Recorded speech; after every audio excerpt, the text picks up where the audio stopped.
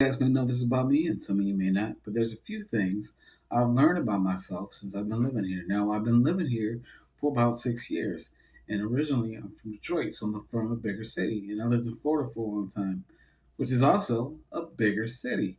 One thing about Chattanooga is that it's very small. Now, listen, this is one of the examples that I like to talk about the things that scare me, and this is one of the things that scare me. So one of the things that I found out that scares me the most is streetlights. You know how dark it gets around here?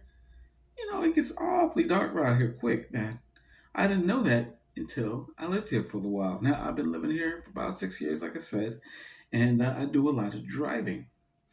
And I drove for a long time. And you guys have a lot of one-way streets, one going this way, one coming back this way, north and south. And for the longest time, I would be so paranoid, man. I'd be driving, and I swear I was being followed. Now, I know I'm not being followed, but it just seems like I'm being followed because the streets here are so long. They're super long, man. It's something I have to get used to. Another thing I have to get used to is slow drivers.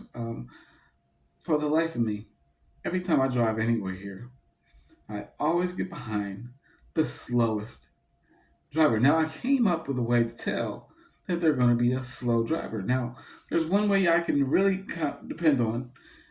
So, first of all, if they turn slow, you know they're going to pull out slow.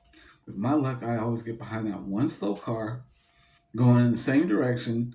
And since your streets are so long, for about 20 blocks to get to anywhere here, yeah, I had to do a lot of adjusting here. It took me a little bit to get used to it.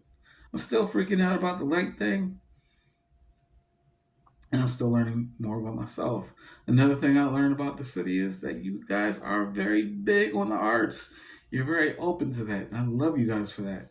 But those are just some of the things that drive me insane.